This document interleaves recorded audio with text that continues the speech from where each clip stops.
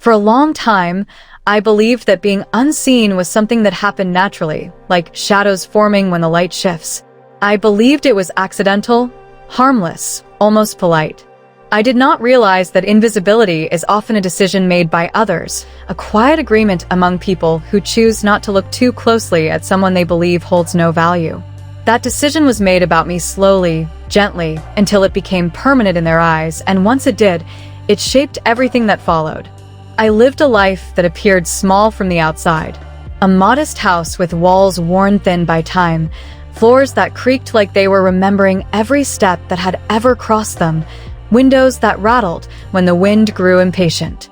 Nothing about it announced success or comfort. I kept it clean not because I feared judgment, but because order was one of the few things grief had not taken from me. Cleanliness felt like proof that I was still here, still capable, still steady. I dressed simply, choosing clothes for warmth and function rather than attention. My coats were old but well cared for, my shoes repaired instead of replaced. I had stopped chasing approval long before anyone noticed. People mistook that for defeat. They always do. In stores, I felt judgment before I heard it. Clerks watched my hands a little too closely. Voices softened in ways that felt rehearsed, careful, almost condescending. When lines grew long, impatience behind me became audible, exaggerated sighs filling the space, as if to remind me I was slowing the world down. When my card paused for a second longer than expected, I felt the assumptions land immediately, heavy and certain, like a verdict reached without a trial. I paid calmly, thanked them, and left, carrying more than groceries with me every time. Restaurants taught me another lesson. Neglect has a texture. Water glasses left empty, plates cleared before I finished, servers who avoided eye contact as if it might cost them something. When the bill came, it was often placed closer to someone else, as though responsibility could be reassigned without discussion. I never objected. I never corrected the mistake. I wanted to know how far the assumption would go. At work, the dismissal was quieter but sharper. Professional.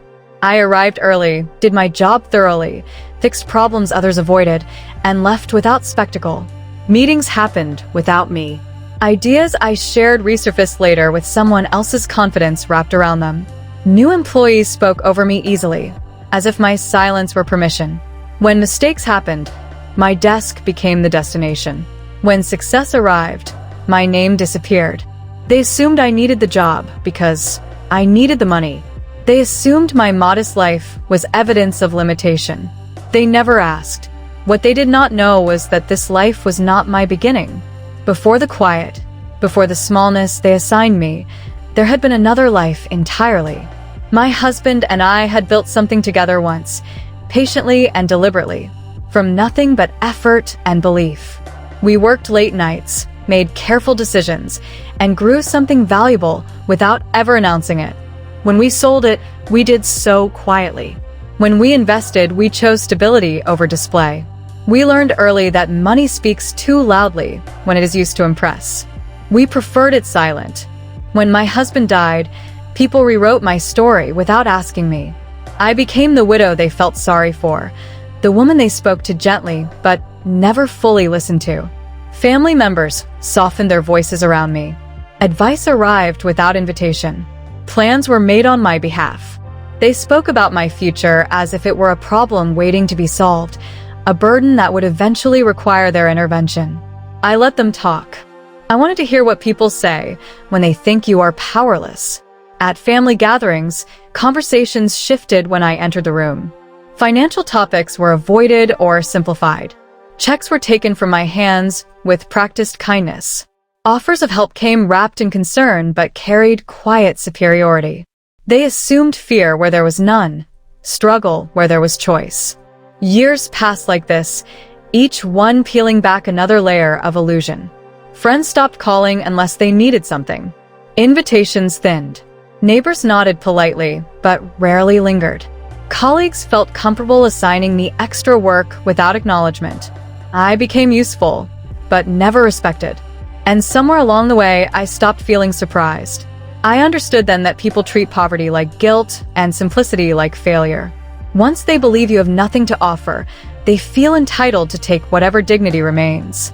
The truth did not reveal itself through confrontation or anger.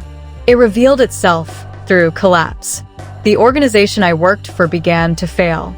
Funding vanished overnight.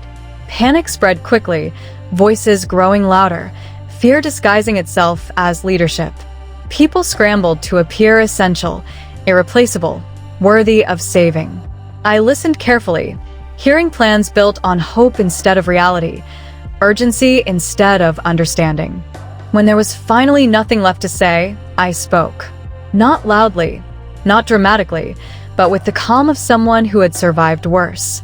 I laid out a path forward based on experience rather than theory, on discipline rather than desperation. I answered questions clearly. I corrected mistakes gently. The room changed, not with applause, but with confusion. For the first time, they looked at me without certainty. For the first time, they wondered who I had been before they decided who I was. The crisis passed. Funding returned. Programs survived. Suddenly, my voice mattered. Invitations arrived. Opinions were requested. Respect came late and awkward, like something borrowed rather than earned. It did not feel like victory. It felt like exposure. The final moment came quietly at a family gathering wrapped in polite conversation. They spoke about money, fear, and the difficulty of aging without resources. Sympathy drifted toward me out of habit. I spoke calmly, explaining that my life had always been intentional, that I had never needed saving. What hurt was not the assumption, but the way it had shaped their behavior. Silence followed.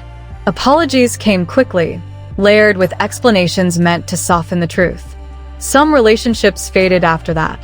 Others continued, reshaped but never fully restored.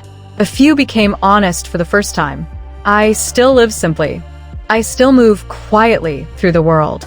But I no longer confuse invisibility with humility, because I learned something priceless. When people believe you have nothing, they show you exactly who they are. And once you see that clearly, once the illusion falls away, you realize the truth. You were never poor. You were simply surrounded by people who measured worth the wrong way.